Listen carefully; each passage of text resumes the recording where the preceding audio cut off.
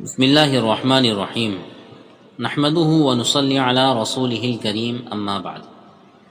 محترم ناظرین، آج کا خلاصہ 11ویں پارے سے شروع ہو کر 12ویں پارے کے ربوع تک کی تلاوت پر مبنی ہے۔ 10ویں پارے کے آخر میں ان منافقوں کا ذکر تھا جو اپنے کفر و نفاق کے سبب جہاد میں شرکت سے عذر کر کے بیٹھے رہے۔ انہوں نے حیلے بہانے تراش کر حضور صلی اللہ علیہ وسلم کی اجازت لے لی تھی، اور کچھ ایسے بھی متکبر منافق تھے جنہوں نے سرے سے کسی اجازت کی ضرورت محسوس نہ کی۔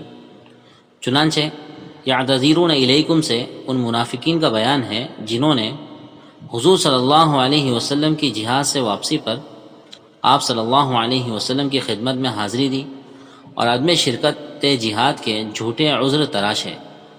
حضور صلی اللہ علیہ وسلم کو اس صورتحال سے بذریعہ وحی باخبر کرایا گیا اور فرمایا گیا کہ آپ ان سے فرما دیجئے کہ فضول اور جھوٹے عذر نہ تراشو، ہم تمہیں سچا نہ سمجھ سکیں گے۔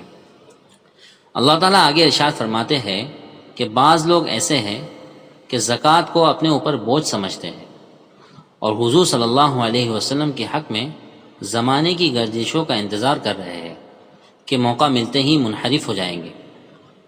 ایسے لوگوں کا چکر خود انہی پر مسلط ہے، وہ سب کچھ سنتا ہے اور جانتا ہے۔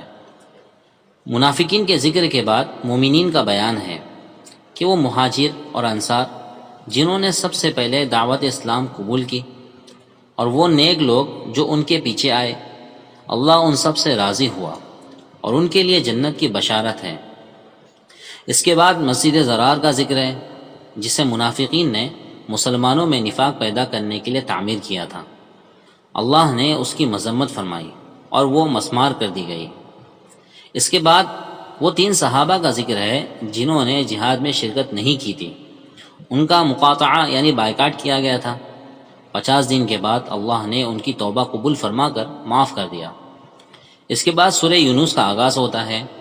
اس سورت میں بھی اسلام کے 3 اہم پہلو یعنی توحید، رسالت اور آخرت کی طرف مشاہدہ کائنات کے ذریعے توجہ دلائی گئی، اور اس کے ساتھ کچھ عبرت انگیز تاریخی واقعات و قصص کا ذکر کر کے ان مضامین توحید و رسالت اور آخرت کو ذہن نشین کرایا گیا۔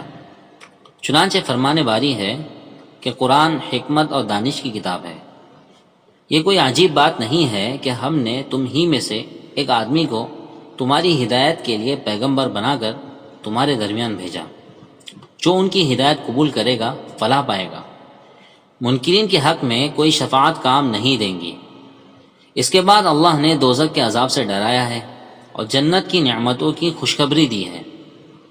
ناشکرے لوگوں کا ذکر کرتے ہوئے ارشاد فرمایا کہ جب ان پر کوئی مصیبت آتی ہے تو پھر ہر وقت اللہ کے حضور میں گڑ گڑاتے ہیں، مگر جب اللہ ان کی مصیبتوں کو دور کر دیتے ہیں اور ان پر فضل فرماتے ہیں تو پھر یہی لوگ ایسے ناشکرے ہو جاتے ہیں گویا ان پر کوئی برا وقت پڑا ہی نہ تھا۔ آخر صورت میں یہ فرمایا گیا کہ اے نبی، آپ لوگوں سے کہہ دیجئے کہ تمہارے پاس رب کی طرف سے حق آ چکا ہے، اب جو سیدھی راہ اختیار کرے گا اس کی راست روی اس کے لیے فلاح کا باعث ہوں گی، اور جو گمراہ رہیں گے ان کے لیے ان کی گمراہی تباہی کا سبب بنے گی۔ صبر کیجئے یہاں تک کہ اللہ فیصلہ کر دے، اللہ ہی بہترین فیصلہ کرنے والا ہے۔ اس کے بعد سورہ ہود شروع ہوتی ہے۔ اس صورت میں پچھلی قوموں پر نازل ہونے والے قہروں اور مختلف قسم کے عذابوں اور پھر قیامت کے ہولناک واقعات اور جزا و سزا کا ذکر خاص انداز میں آیا ہے۔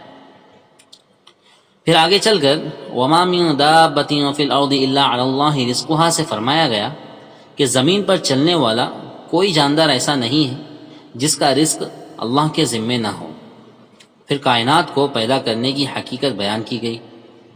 اس صورت میں بھی اللہ نے منکروں کو چیلنج کیا ہے کہ اگر تم یہ سمجھتے ہو کہ قرآن پیغمبر کی خود ساختہ کتاب ہے تو تم بھی اس جیسی صورتیں تصنیف کر کے لے آؤ، اپنے مددگاروں کو بھی ساتھ میں لے لینا، یقیناً تم ایسا نہیں کر سکو گے۔ اللہ تعالی ہم کو نعمتوں کی قدردانی کی توفیق نصیب فرمائے، اپنے شکر گزاروں میں شامل فرمائے، ہر حال میں اللہ سے لو لگانے کی توفیق نصیب فرمائے، اترانے اور غرور کرنے سے ہم سب کی حفاظت فرمائے، آمین۔ والسلام علیکم ورحمۃ اللہ وبرکاتہ۔